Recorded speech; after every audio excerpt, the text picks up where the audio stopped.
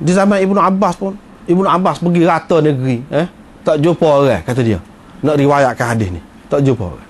Siapa dia baru jumpa seorang. Gitu kau kita nak pakai.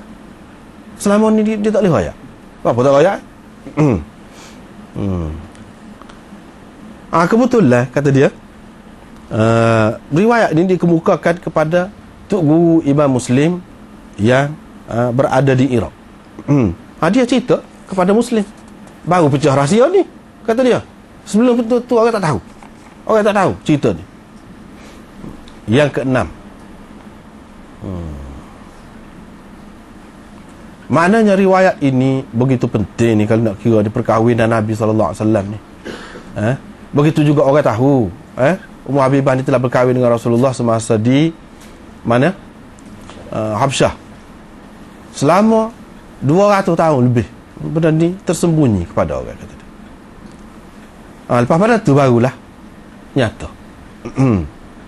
Lepas tu dia marilah sini. Siapa dia? Abu Zumail. Dari segi sanad dia, sore-sore dia sebut, kita tidak nak baca semua tu, tidak nak baca semua tu, sebab kalau kita boleh tolak ansur tu tak apa. Cuma Ikrimah bin Ammar, Ibnu Hazm kata dia ni masalah duduk dia, dan hadis ni maudhu'. Dia orang Yamamah. Lepas tu dia sebutlah orang ni riwayat. Abu Hatim kata walaupun dia ni seorang yang benar, tetapi dia banyak waham, keliru. Yahya bin Sa'id Al-Qattan kata Ikrimah, kalau dia meriwayatkan hadis daripada Yahya bin Abi Kathir, semuanya dhaif. Semua dhaif. Ahmad bin Hanbal kata dhaif dia ni dalam hadis. Ya, kata Imam Ahmad, kalau dia riwayat daripada Iyas bin Salamah, hadis tu sahih. Hak tu ya. Imam Ahmad kata, kalau hak lain tak sahih.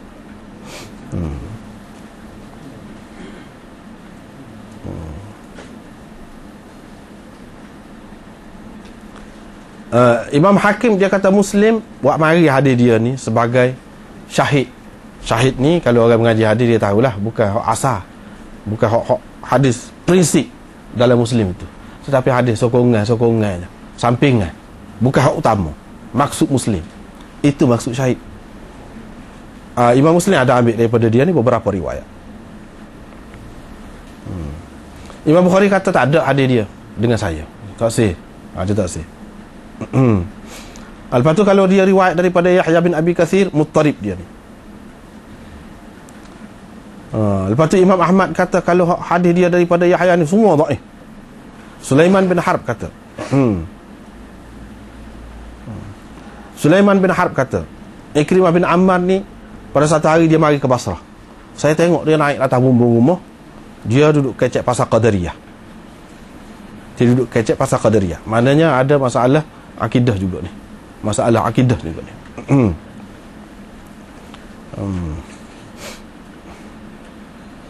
Lepas tu Imam Zahabi menukilkan daripada Ibnu Adi. Ibnu Adi kritik ni.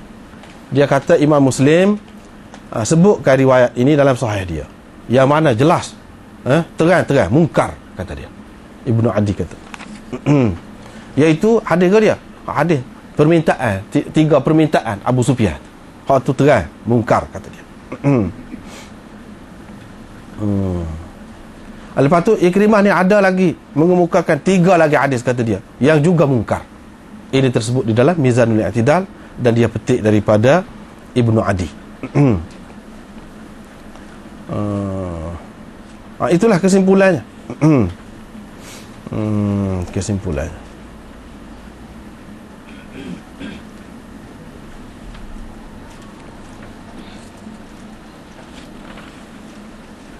Sebab itulah Ibnu Taimiyah ada menyebutkan imam-imam hadis mana perhati kepada kitab Bukhari dan Muslim ni, dan mereka sepakat tentang kesahihan hadis-hadis yang terdapat di dalam Bukhari dan Muslim, kecuali beberapa hadis. Dia ada sebut, ada kecuali jugalah. Tidak kata semua hadis Muslim tu semua sepakat, tidak. Iaitu sekitar 20 hadis, kebanyakannya dalam Muslim, yang telah dikritik oleh sekumpulan hufaz. Itu yang disebutkan oleh Ibn Taymiyah. Lepas tu dia mari pula Ibnu Katsir pula. Ibnu Katsir pun kata hadis ini tak lagi mungkar juga. Jadi hak mana nak ceritanya panjanglah kalau kita nak baca nak ayatnya, tak adil lah. Kesimpulannya hadis itu tak boleh pakai walaupun ada dalam Muslim. Sebab apa? Ulama-ulama besar kata tak boleh. Kita kena tengok ulama-ulama, dia kata tak boleh, bercanggah. Sebab kita kata tak adil lah. Kalau lah dia ni pada tahun yang ke-6 ni tahun yang ke-6 dia tidak Islam lagi, macam mana dia nak pergi minta dengan Nabi SAW? Dia pergi minta tu sebagai apa? Syarat kau dia nak masuk Islam? Kau lagu mana? Tak jelas.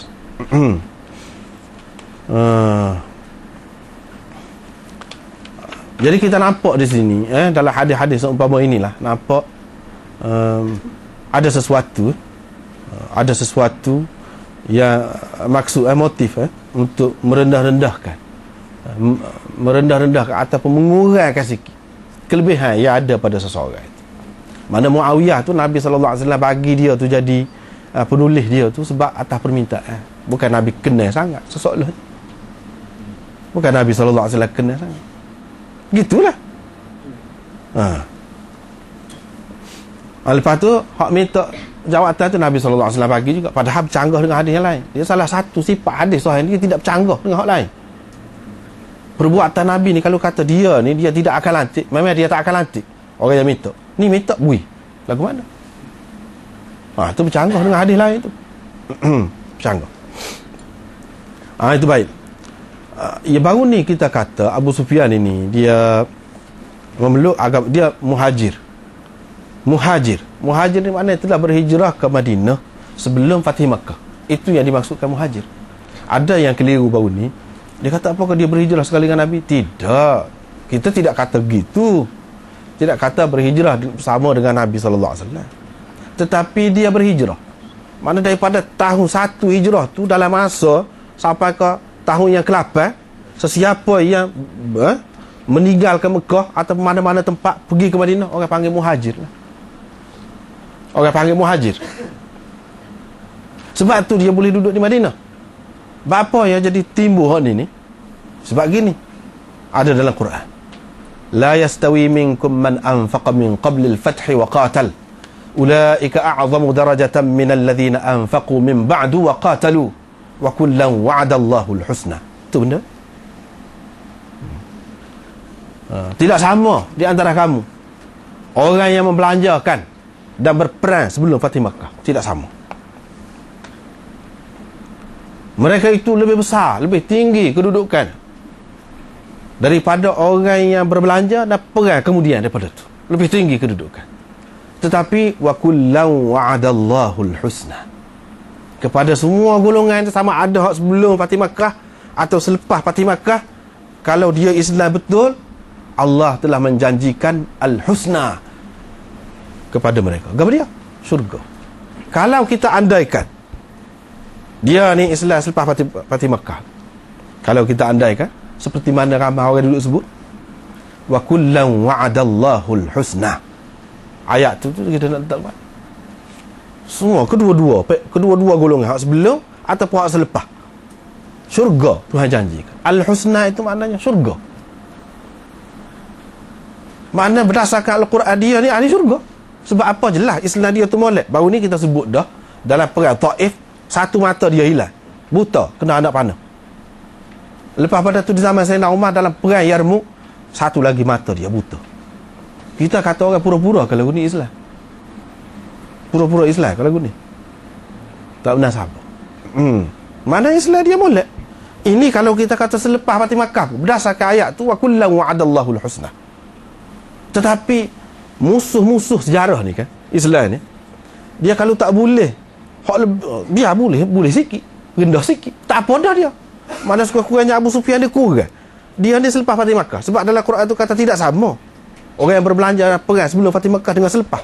Maknanya hak selepas ni kurang. Sekurang-kurang dia kurang dah sikit kedudukan dia tu. Walaupun wa kullu wa'adallahu al-husna pun kurang dah. Ni kerja. Kalau kita perhatikan sejarah, memang nampak sangat.